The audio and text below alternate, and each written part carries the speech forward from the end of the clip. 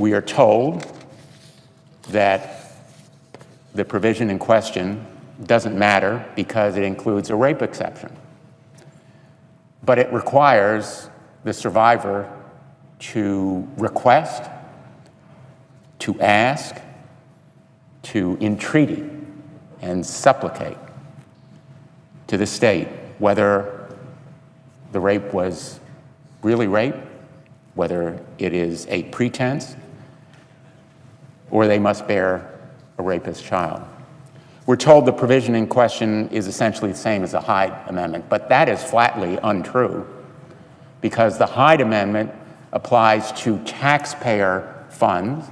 There are no taxpayer funds in that $30 million that is taken from criminal fines and penalties. It is an entirely different source of funds. As a prosecutor, former prosecutor, I view those monies as restitution.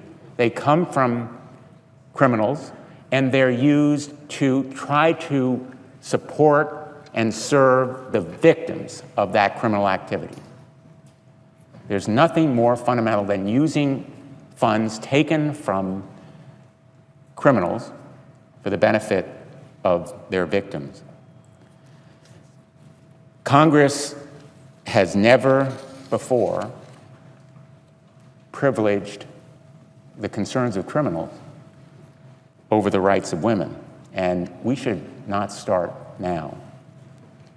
I ask my colleagues now to give these women the real freedom from that sex slavery, liberate them truly from this heinous and horrific violation of basic human rights by guaranteeing them one of the basic human rights, which is the right to make choices about their own bodies, about their futures, about their hopes and dreams as they are liberated from this slavery.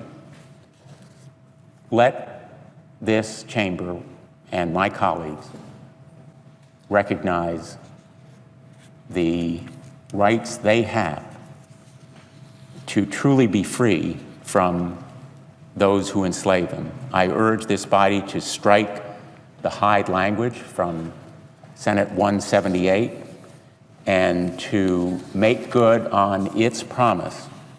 And as co-chair of the bipartisan Senate caucus to end human trafficking, I agree completely that this cause ought to be bipartisan. It ought not to divide us along any partisan or party lines. I am proud to have worked with members on both sides of the aisle, and I hope that we can come to agreement now with my good friend and my excellent colleague, Senator Cornyn, and others who have worked so hard and who are so genuinely determined to solve this problem and to take a step. It's only a first step in the direction of combating human trafficking. Thank you, Mr. President. I yield the floor.